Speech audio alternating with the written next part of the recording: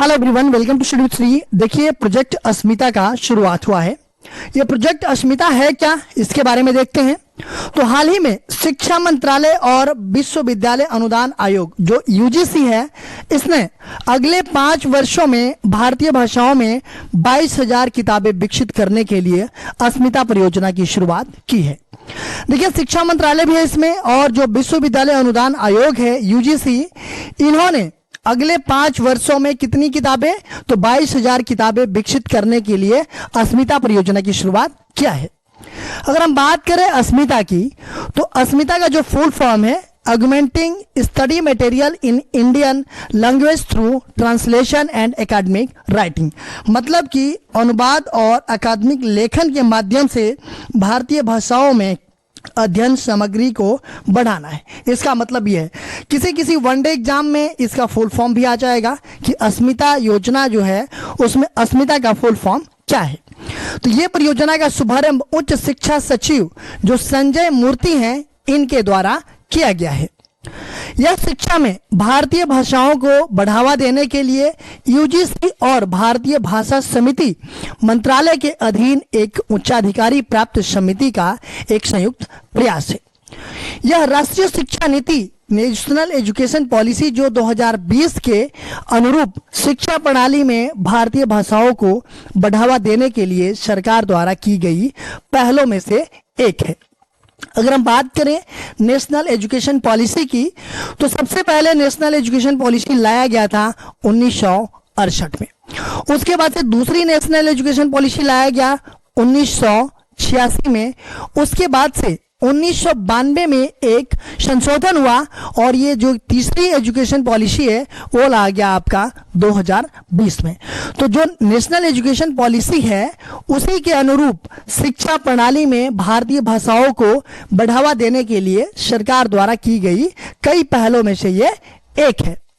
इसी दौरान 2 अन्य महत्वपूर्ण पहलों बहुभाषा शब्दकोश और रियल टाइम ट्रांसलेशन आर्किटेक्चर का भी शुभारंभ किया गया है। देखिए, इसके साथ साथ 2 और भी महत्वपूर्ण पहल है, जो कि बहुभाषा शब्दकोश है और दूसरा जो कि रियल टाइम ट्रांसलेशन आर्किटेक्चर है। इसका भी शुभारंभ किया गया है। बहुभाषा शब्दकोश बहुभाषी शब्दकोशों का एक विशाल भंडार बनाने की एक व्यापक पहल है। यह पहल केंद्रीय भारतीय भाषा संस्थान द्वारा भारतीय भाषा समिति के सहयोग से शुरू की गई है। रियल टाइम ट्रांसलेशन आर्किटेक्चर भारतीय भाषा में रियल टाइम यानी वास्तविक समय में अनुवाद क्षमताओं को बढ़ाने के लिए एक तकनीकी ढांचे के निर्माण की सुविधा प्रदान करेगा। यह पहल भारतीय भाषा समिति के सहयोग से राष्ट्रीय शिक्षा प्रौद्योगिकी मंच द्वारा क्रियान्वित की जाएगी। अगर हम बात करें यूजीसी की, तो यूनिवर्सिटी ग्रांट्स कमीशन, कई बार जो है कि यूजीसी का फुल फॉर्म भी वनडे एग्जाम में आ जाता है, तो यूनिवर्सिटी ग्रांट्स कमीशन इसका फुल फॉर्म है। और यह भारत का विश्वविद्यालय अनुदान आयोग जो है, ये केंद्रीय सरकार का एक आयोग है। जो सेंट्रल गवर्नमेंट है उसका ये एक आयोग है जो कि विश्वविद्यालयों को मान्यता देता है। जो भी यूनिवर्सिटी हैं उनको जो है कि ये मान्यता देता है यूजीसी। यही आयोग सरकार द्वारा मान्यता प्राप्त विश्वविद्यालयों एवं महाविद्यालयों को अनुदान भी प्रदान करता है। इसका जो हेडक्वार्टर है वो जो है कि न्यू दिल्ली में है, और इसके 6 जो है कि जो रीजनल ऑफिस है जो कि पुणे में है, भोपाल में है, कोलकाता में है, हैदराबाद में है, गुवाहाटी में है और बेंगलुरु में है।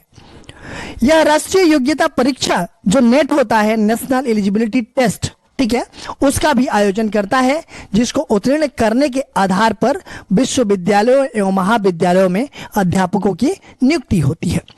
अगर हम बात करें मिनिस्ट्री ऑफ एजुकेशन की, जो शिक्षा मंत्रालय है उसकी, तो ये शिक्षा मंत्रालय जिसे पहले मानव संसाधन विकास मंत्रालय के नाम से जाना जाता था।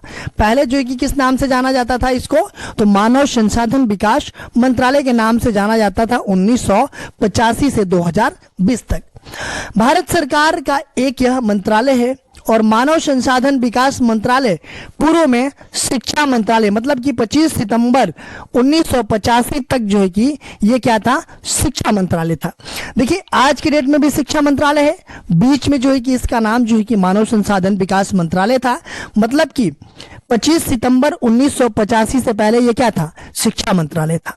उसके बाद से 1985 से लेकर के 2020 तक क्या हुआ, तो ये जो है कि मानव संसाधन विकास मंत्रालय हुआ, ठीक है। लेकिन 2020 के बाद से आज की डेट में ये जो है कि शिक्षा मंत्रालय है, ठीक है। तो भारत में मानव संसाधनों के विकास के लिए ये जिम्मेदार है।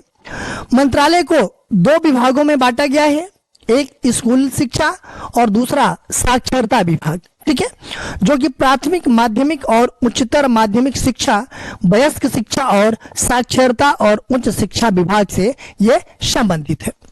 जो विश्वविद्यालय शिक्षा, तकनीकी शिक्षा, छात्रवृत्ति आदि से संबंधित है। तत्कालीन शिक्षा मंत्रालय अब 26 सितंबर 1985 तक इन दोनों विभागों के अधीन था। मंत्रालय का नेतृत्व एक कैबिनेट मिनिस्टर करता है, वो जो कि मानव संसाधन विकास मंत्रिपरिषद का एक सदस्य भी करता है, ठीक है। और इस विभाग के जो मंत्री हैं आज के डेट में, जो कैबिनेट मिनिस्टर हैं, मिनिस्ट्री ऑफ एजुकेशन, वो हैं धर्मेंद्र प्रधान जी।